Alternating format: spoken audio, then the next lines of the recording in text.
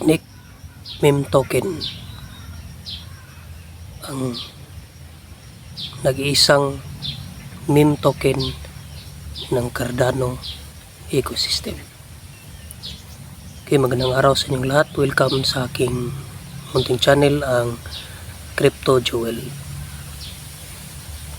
Sa araw na ito ay ating pag-usapan ang isa na namang bagong meme coin na ito ay under sa Cardano ecosystem. Pero bago yan, bago lang kayo sa aking munting channel or napadaan lang kayo sa aking munting channel, ay kung gusto niyo ang ganitong mga content na nagsishare ng mga bagong crypto na may potential na magiging 100x to 1000x, ay pwede niyong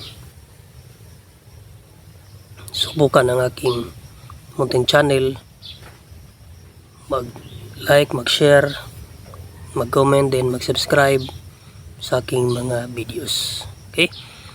So ngayon ay pag-usapan natin ng isang meme coin ng Cardano ecosystem. Ito ang Snake.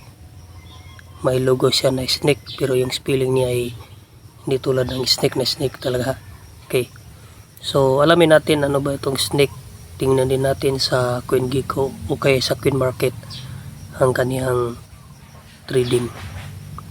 So ito ang Snake.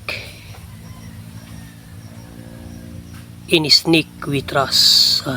Ibang klase, parang US government ito. In God we trust. Sa kanila, in Snake we trust, no?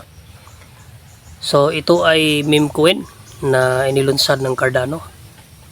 Alam natin ang Cardano isa sa pinakamalaking cryptocurrency sa buong mundo in terms of volume, in terms of market cap, no?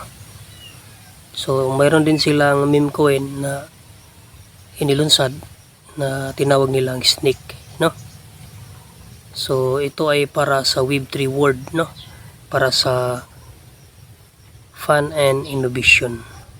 So ayun nga dito, ang Snake ay hindi lamang pinakamalaking token or meme token ng Cardano in terms of volume, pero ito ay unifying force within the ecosystem. So lahat ng member ng Cardano, investor ng Cardano, sila ay siguro ay masiyahan kapag kanila itong nasubukan itong Snake meme coin, no? So leading roles in making crypto space accessible, engaging and meaningful, no? So ayun nga dito, serve as vital bridge for Web3 onboarding. So ang goal ng project is to leverage the popularity of meme coin. Halimbawa, sikat kasi ang meme coin dahil kay Pepe, dahil kay Bonk, Shiba Inu, Dogecoin, at iba pang mga sikat na meme coin. So gusto ni Cardano na itong Snake token o Snake meme token niya ay magiging top meme coin din based sa Cardano ecosystem. Kasi mayroon ng base ecosystem ng mga meme token, mayroon ng Ethereum based ecosystem na meme token, mayroon ng AVAX, no? So ang Cardano ay gusto din magkaroon ng ganitong meme token na ang layunin nila become leading currency for meme creators worldwide. So yan ang kanilang pangarap, no? So ang born nila, ang naborn na ng Cardano ecosystem sa Snake token ay 1,30,128,600. So ito ang kanilang tokenomics: 100% for lands, 0% to the founder, by the community for the community. Ang supply nila ay 76.7 billion. Malit lamang. So talagang may potential itong lumaki. Sa ngayon ay nasa 0.001, pero kapag marami ng investor at din mababa ang supply, talagang madali lang mag-increase ng value nito kasi maliit lang supply, 76 billion. So ito mayroon silang pre-sale holders 50%, participant in the pre-sale shared 50% of the token supply proportionate to the amount of ADA they provided. Pre-sale took place from 2023 427 to 2023 428. Tapos na to. Then initial liquidity 40%, airdrops 2%, utility 5%, then reserve 3%, no? So mga partner nila, Snake Energy, Anvil, Dix Hunter, yan ang mga partner nila. So pwede ka rin mag-stick sa Snake meme token. Ito ang kanilang saturation, no? Pero tanda natin ito, mayroon silang sinasabi dito, meme coin with no intrinsic value or expectation to financial return. There is no formal roadmap. The coin is for entertainment purpose only. So kadalasan yan ang sinasabi ng mga developer sa isang meme coin. Kasi talaga ang meme coin ay minsan walang utility. Pero pagdating ng panahon na kapag marami na talagang investor ito, pwede na ito magkaroon ng utility. Halimbawa ng Shiba Inu. Noon talaga ang Shiba Inu ay purely meme coin lamang.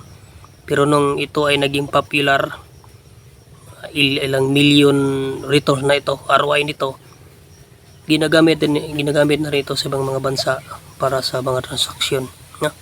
Ang Shiba Inu. Kaya nagkaroon na siya ng utility. So siguro para sa clarification sa mga bumibili ng Snake token ay talagang gusto ng mga developer na ngayon wala pa intrinsic value, pero pagdating ng panahon mayroon na itong value. Okay? Halimbawa ito exchange, no? Snake Raffles, Snake Games. So kapag magkaroon ng ganitong mga project ang developer, so magkaroon na talaga ito ng utility. Pagka ngayon ay more on kan lang, buy and sell lang sa mga exchanger, no? Okay? So sustainable and excel token on the Cardano blockchains, providing a fun and rewarding experience to our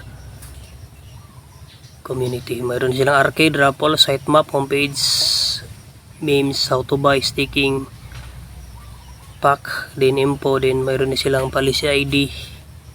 Then kung gusto niyong kontakin sila, mayroon silang contact ad or email, admin@snake.com, pwede niyo. Pwede din kayo niyo pasukin ng kanilang Twitter, Discord, TikTok nila, Telegram. Din makita natin sila sa CoinGecko at sa CoinMarketCap. Okay? So siguro tingnan lang natin dito sa CoinGecko. Ito guys, sa CoinGecko 0.001. So 24 hour trading is 7.5 million. Maximum is 76. So pwede pa tayong bumili. Kung may $100 ka, pwede ka pang bumili. Halimbawa, bumili ka na $100.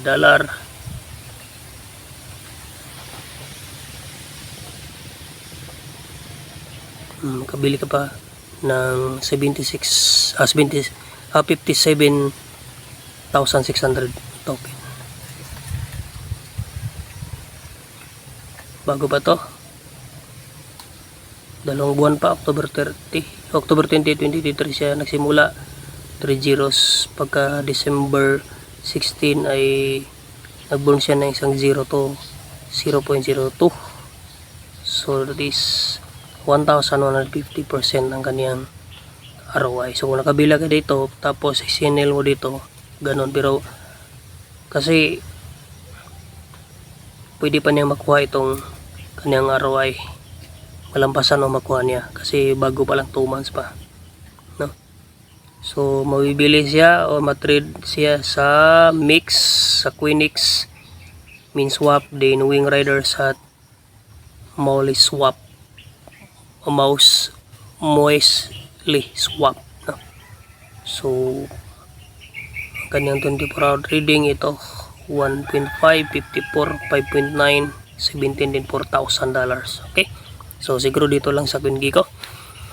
So sana ay may nakuha kayong ideya sa bagong crypto coin na ito, ang Snake meme coin ng Cardano. Pwede niyong subukan, pero uli, lagi kong sinasabi sa inyo, invest what you can afford to lose. Then lahat ng mga video ay for educational and guide purpose only, not a financial advice. Kung gusto talaga ninyong subukan ng isang cryptocurrency or ng isang meme coin, i-research mo na. Do diligent research. Kasi kami na mga vlogger, sumubok din kami, pero nag-research muna kami para talagang hindi tayo malugi, no? Kung malugi man ay medyo hindi malaki. Okay, so sana ay lagi niyong suportahan ng Gang Mountain Channel, ang Crypto Jewel. Magandang araw po sa inyong lahat.